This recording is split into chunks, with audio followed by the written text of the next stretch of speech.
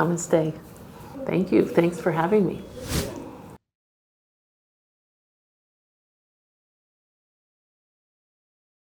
So for many years, almost 20 years, I was fully focused on the United States and on scaling Teach for America to make a difference against the inequities in our country. There's so much to be done, and I really wasn't thinking about the rest of the world at all. The reason that we ended up building the Teach for All network is that we started meeting people in other countries who were coming to us saying, we really think something similar to Teach for America should happen in Nepal or India or Nigeria or Brazil or Austria or the next one. And that's really what ultimately led to this idea to build a network, a global network of organizations that all share this kind of common purpose, which we've articulated as developing collective leadership to ensure all kids fulfill their potential.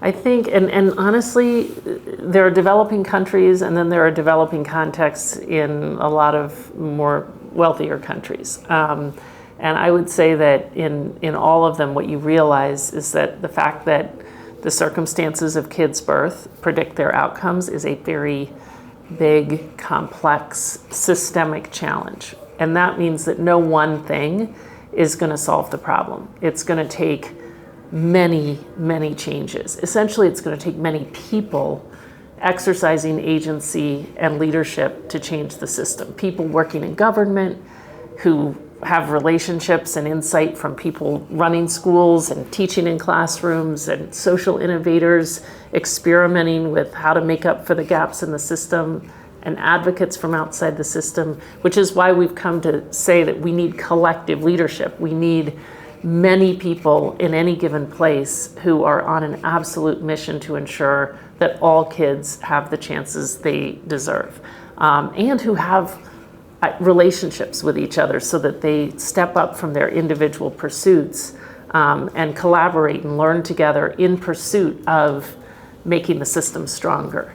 And what we came to realize, and what I saw firsthand through the first 20 years at Teach for America, and what's been reinforced now seeing this play out in 64 countries around the world, is that this approach that we share across our network of enlisting promising graduates from all different academic backgrounds and career interests in committing initially 2 years to teach in marginalized communities and investing in their teaching and leadership ability is foundational for a lifetime of leadership. So those people never leave the work. They make a real difference during those initial 2 years of teaching, but they become hooked for life, and they end up building collective leadership through their pursuits. Some stay in their communities, and some become school leaders, and some move into the government, and some start these NGOs to make up for what's not working within the government system. And one day, after many years, you wake up and realize we have a critical mass of change agents all working together in partnership with many others already in the system to actually fundamentally improve things for kids.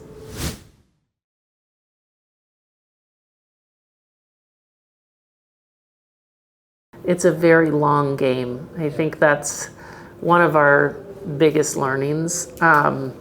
It's very interesting because right now we're in the midst of basically aggregate declines in educational outcomes everywhere. Like if you look at the PISA results, which look at educational outcomes in developed countries, we're in the midst of a 10-year decline.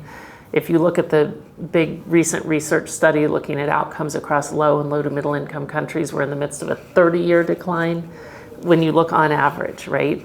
So it's worth noting that. Like, it's not for lack of trying, right? Like governments, UN agencies, the World Bank, I mean, people and educators have been putting a lot of energy into education, and yet the outcomes are declining. So it's worth, and yet what we've seen is with enough leadership, we actually can improve outcomes. Like I've personally seen in developing contexts all across the US, and now from Peru to India to the next place, I've seen that it is actually possible. Like when we have enough people in a place who are all on the same mission, who are working together across all those layers to change not only the policy, but the practice and the culture of the system, we see aggregate outcomes improving.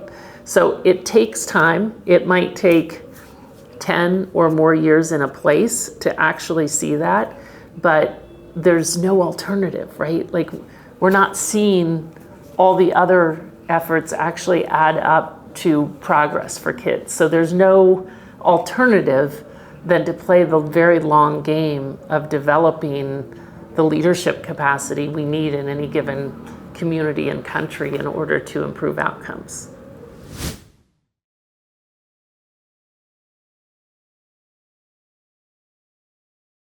So by collective leadership, we mean, first of all, people throughout the ecosystem around kids.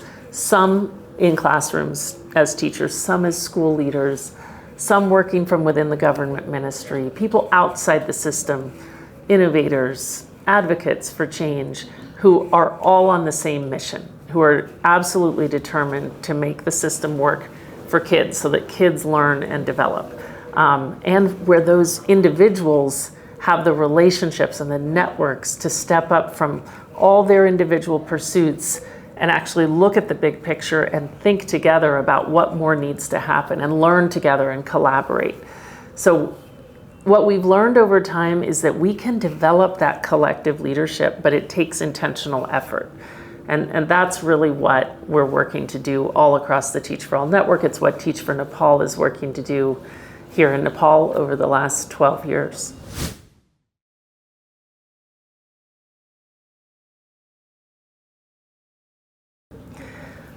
I think over time, I mean, from the very beginning, this idea that I thought of as a college senior was far beyond me. Like it was just one of those ideas that magnetized incredible people who were all drawn to the same kind of big idea, the same vision, the idea that all kids should have a chance to fulfill their potential, to have the kind of education that enables them to shape a better future for themselves and for all of us. So I think the biggest contribution isn't even one I can claim. It's just this effort has magnetized now more than 100,000 people all over the world who have committed just 2 years and never left the work. You know, it's about more than 70% of these folks work long-term, full-time on mission-related work, and they end up making a huge difference, not only both during the 2 years they initially commit, but really every year thereafter.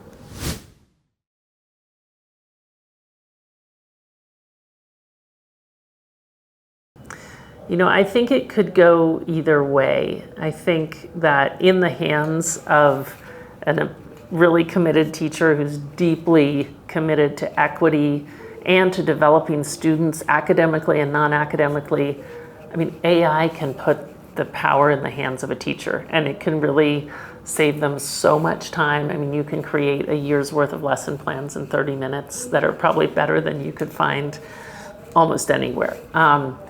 When you take the teacher out of the picture, though, it has the potential to be more of like a force for inequity, really. And so I think what we're trying to do across Teach for All is foster experimentation and learning around, you know, what works and what doesn't, and leveraging AI and technology in the classrooms in very marginalized communities, in the hope that the teachers we're developing will become leaders who will help show the world how to leverage technology so that it does become a force for equity and excellence.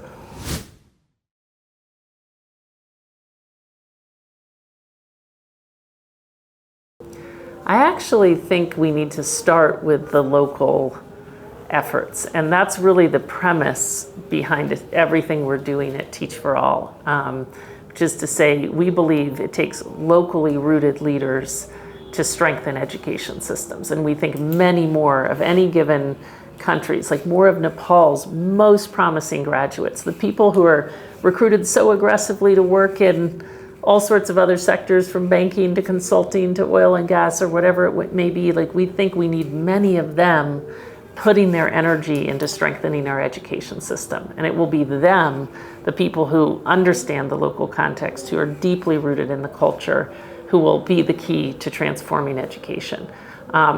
What we've also seen is that those local leaders can move a lot more quickly if they're learning from others across borders who are pursuing the same ends, because that helps people understand like what's working in other places, helps them see the new innovations, it shows what's possible. But it's just kind of that exposure that then local leaders will say, okay, what do we take from that? What do we not take? And it kind of inspires their own sense that we can innovate. So that's one of our core values across Teach for All, is locally rooted and globally informed. And we've really built our whole network on that value. It's why each of the organizations in our network are independent, locally led, locally governed, and they're all adapting. We have a shared mission and vision, but they're really creating the organizations rooted in their local context and culture. And then we try to help all those organizations and the teachers and the alumni they recruit to learn from each other.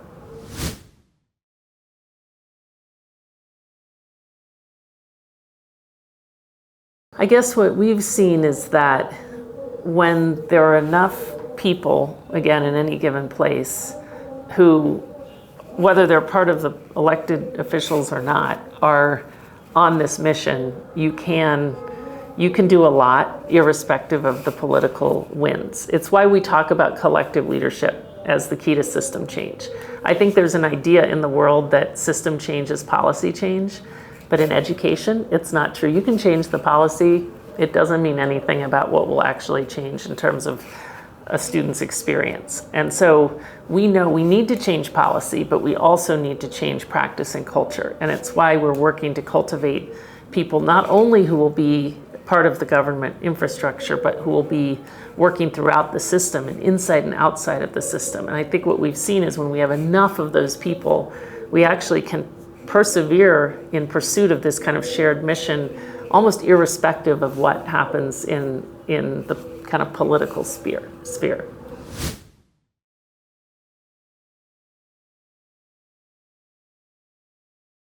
Well, we need to keep building support for the idea that our future is in our classrooms, right? Like if we want to reshape the future, we need to reshape what goes on in our classrooms. And I think what we've seen is that where there are improving outcomes, there are communities or countries that have decided our future depends on this and have prioritized it completely differently.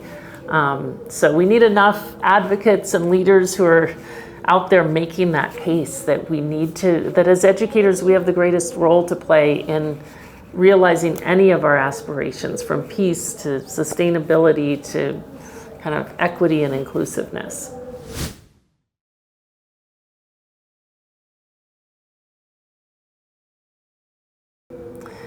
I think when we started out at Teach for America, we were very focused on tackling the huge issue of the inequity in the system. So it was almost like we were trying to catch kids up in today's system. But over time, in part inspired by so many visionary leaders all across the world, all across our network, we realized that that's not sufficient. Like catching kids up in this very outdated system that was designed decades and decades, I mean, in many cases, hundreds of years ago, doesn't work. So we do need to foster equity. We need to ensure all kids have the chances they deserve, but we also need to really reshape the very purpose of education. So all across our network, we're working towards the purpose of developing students holistically so that they can shape a better future, meaning they need the academic skills, the problem solving, the critical thinking skills, and they need to develop a sense of agency, a sense of connectedness to people and planet, a sense of personal well-being, awareness of the world. So we're really working towards a different vision of education than I think we were, I don't know, 15 or 20 years ago when that last book was written.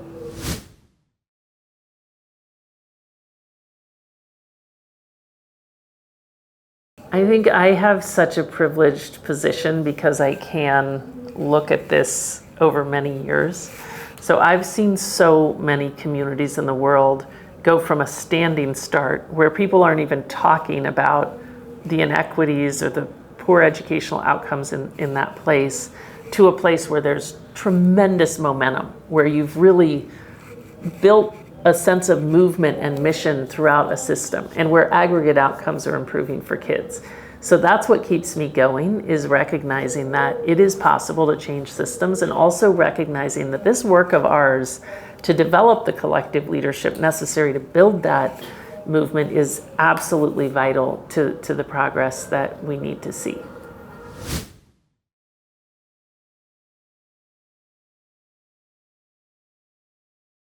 I think it's in our hands how it will evolve, you know. I hope that there becomes a greater kind of collective recognition of the role that educators can play in putting the world on a stronger trajectory, and that we do see more investment and more attraction of the most promising leaders in the world to put their energy into education. And I think if we do, we'll see so much innovation and creativity that will ultimately foster the kind of leadership among our young people that we need to actually put the world on a different trajectory.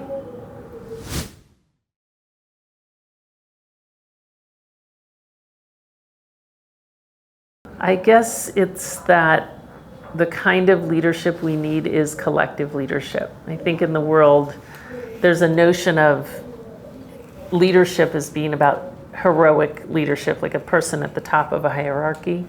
And what we've learned is that in the face of big systemic challenges, that doesn't really get us where we need to be. Like, we need to reach the point where people throughout any given ecosystem are exercising agency and working together and building relationships along cross lines of difference. So I guess it's just that we need collective leadership, and that's what we need to be developing in the students in our classrooms today. If we can do that, we really will put the world on a different trajectory.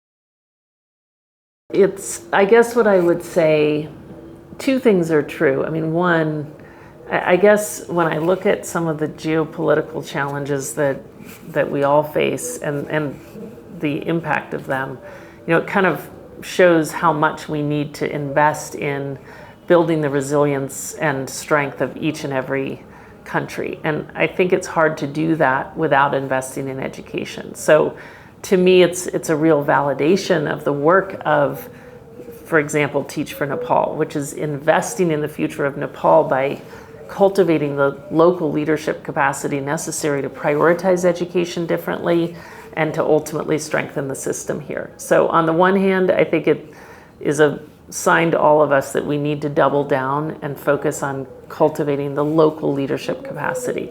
At the same time, one of the biggest struggles that we've faced across Teach for All over the last almost 20 years now is that there's so little funding and philanthropy and foreign aid that it goes into education. I mean, there's just a tiny fraction of the world's aid and philanthropy goes to education versus other really important things, public health and such. But what we've seen and believe deeply is that our collective welfare depends on the quality of everyone's education system. And we've also seen firsthand that the solutions are shareable. When we come up with one innovation in one country, it has implications for other countries. So we could move so much faster if we invested more in enabling local leaders and educators to learn from each other. But that takes resources.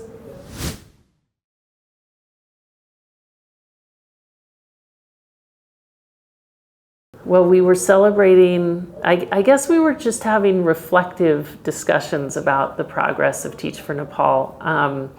I feel so lucky to have gotten to engage with some of the alumni of Teach for Nepal from the earliest years until the most recent alums, and it's so inspiring to see what they're doing now, from running networks of, you know, many schools to developing other teachers to running ed tech initiatives that are all about ensuring equity and access for the most marginalized students and in the most geographically marginalized communities in Nepal. So it really gave me hope about the future for Teach for Nepal. I mean, already there's such a strong foundation, and so I think it's kind of very well poised to go to the next level of impact. Okay, thank you. Thank you so much. Thank you so much.